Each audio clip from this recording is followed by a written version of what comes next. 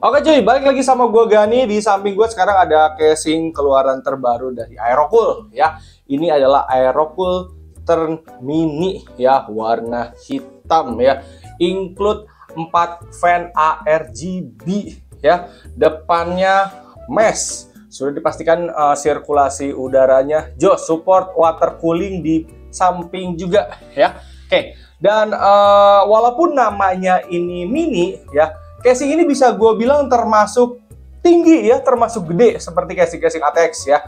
Mini yang dimaksud ini adalah motherboard yang support di casing ini adalah motherboard yang micro ATX dan juga mini ITX ya. Ini cocok buat teman-teman yang pengen rakit PC, casingnya pengennya gede, tapi motherboardnya nggak mau yang ATX nih, pengen yang ukuran sedang atau yang kecil aja, bisa pakai casing ini ya. Oke, sekarang kita akan langsung lihat lebih dekat aja ke casing ini. Gue belum bongkar sama sekali isian dalamnya kayak gimana ya, jadi gue belum tahu nih cara buka gitu-gitunya kayak gimana ya. Tapi harusnya bakalan mudah, bakalan gampang banget. Dan di sini gue sudah ngelihat juga untuk build quality-nya ini gokil teman-teman, cakep gokil ya. Dengan harga berapa ya? 800 ribuan kalau nggak salah ya. Nanti linknya ada di deskripsi teman-teman kalau misalkan kalian minat ya. Sekarang kita lihat lebih dekat dulu ke casing ini ya. Oke guys, ini kalian bisa lihat ya tampilan casingnya seperti ini ya. Depannya mesh ya. Ini perpaduan warna hitam dan silver di bagian depan ya. Oke, untuk tombol-tombolan dan port-portnya ya, ada power, reset, USB 2, USB 3, dan audio jack ya.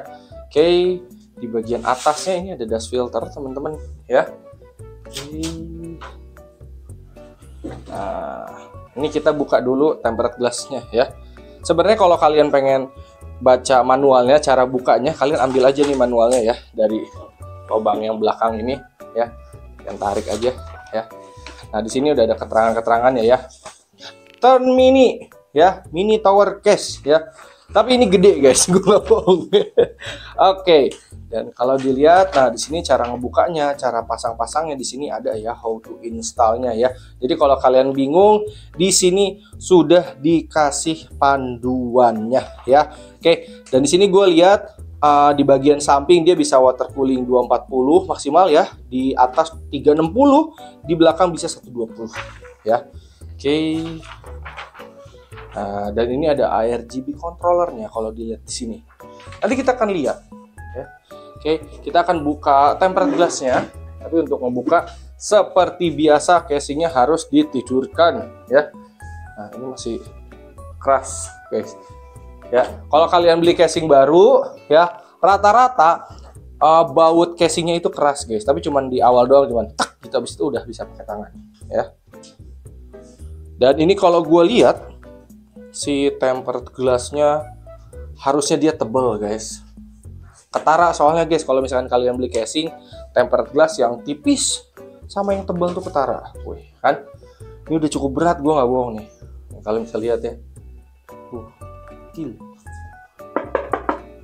Ini berat guys, gue nggak bohong. Tadi pas gue nahan aja nih, tangan gue sampai kelihatan tuh ininya, apa sih namanya tuh, yang nempel di kacanya ya. Ini cukup berat temen-temen. Sekilo ada kali ya. Pokoknya tebel dan kuat. Oke. Nah, ini bagian dalam casingnya. Tapi kita bahas bagian samping dulu apa sini dulu ya? Sini dulu deh ya.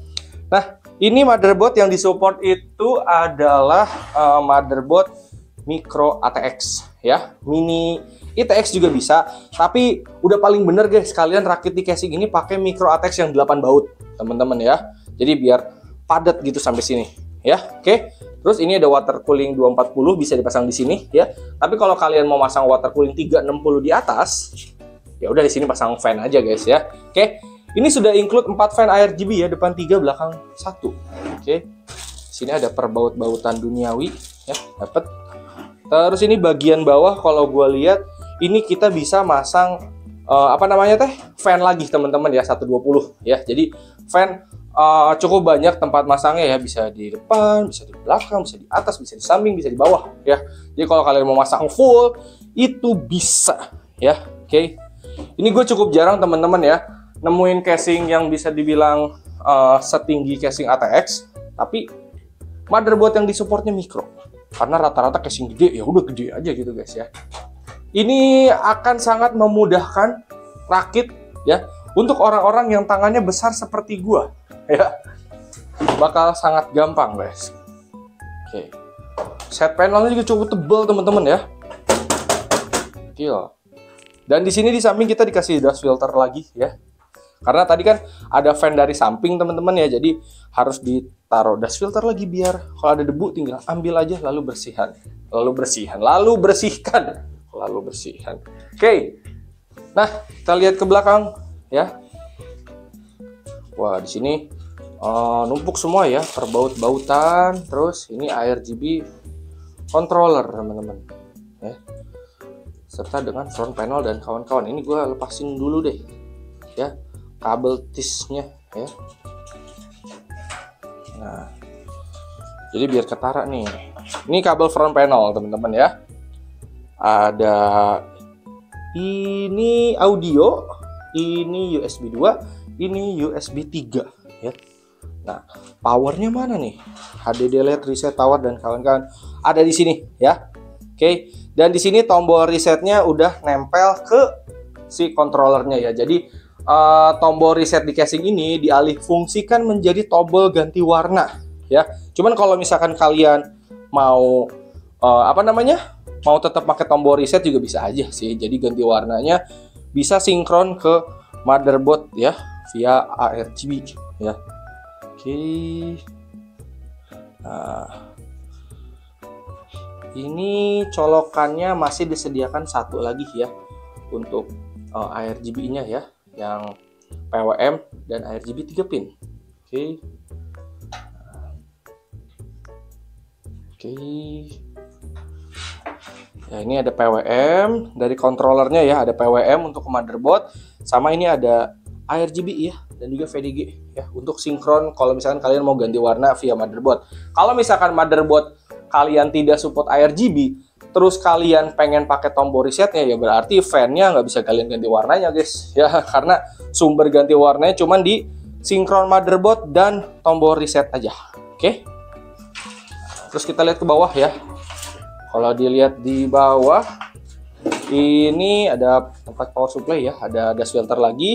Terus untuk hard disk di sini bisa 2 ya, 3,5 atas bawah ya.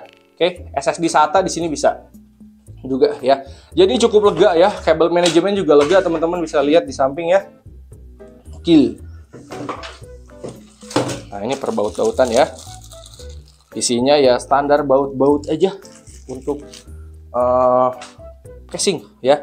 Dan beberapa suka ada yang nanya, "Bang, kalau gue mau rakit baut-baut untuk motherboard, baut untuk hard disk kayak gitu, untuk SSD SATA itu dapat dari mana?" Dapat dari casing guys biasanya ya. Oke. Nah, sekarang gue mau lihat fan depannya. Ini untuk ngebuka fan depannya kita balikin casingnya ya. Nah, di sini ada lubang. Oke, masukin tangan kalian, tahan, tarik. Nah, ini kalau keras tarik aja guys. Nah, jangan takut patah ya. Nah, sini mesh ya, ini bolong-bolong ya, tapi di sini nggak ada dust filternya. Kalau kalian mau beli dust filter lagi boleh ya. Oke. Nah, ini sudah include fan. Sekarang kita coba nyalain fan-nya aja ya. Oke, mari kita nyalain fan-nya. Nah, ini dia warna bawaannya ya. Kalau warna bawaan kayak gini mah bisa warna-warni, bisa statis kayak kuning gini atau warna apapun ya. Dan kalau mau ganti, seperti yang gue bilang sebelumnya ya, bisa sinkron motherboard karena dia ada RGB 3 pinnya ya, atau bisa ganti via tombol reset ya. Untuk pilihan warna ini pure selera guys ya. Biasanya kalau pelanggan gue tuh kalau misalkan rakitannya hitam, lampunya nggak jauh dari biru, terus ungu, putih, atau oranye atau merah ya. Kalau udah kayak gini mah udah selera kalian ya. Banyak opsi warnanya guys ya, nggak kalian pilih sesuka hati kalian aja. Nah, oke. Dan kalau kalian ngerakit di casing ini sebenarnya simpel aja sih. Kalian tinggal beli part-partnya ya. Motherboard, prosesor, RAM, SSD pasang jebret. hard disk atau SSD SATA, pasang jebret. Power supply juga di sini bisa kelihatan ya, ada PSU covernya kebuka ya. Terus nanti kalian tinggal pakai dua opsi aja. Kalau kalian pakai water cooling 240, water cooling taruh samping, terus di atas tambahin 3 fan ARGB ya. Atau kalian beli water cooling 360 ARGB dipasang di atas ya. Dan fan-nya di samping taruh 2 biji. Itu mah sesuai selera kalian ya. Atau misalkan kalian mau pakai cooler tower, lalu pasang semua fan-nya di atas 3 biji dan di samping 2 biji, itu juga boleh. Bahkan sampai fan bawah juga boleh. Itu mah udah preferensi masing-masing ya.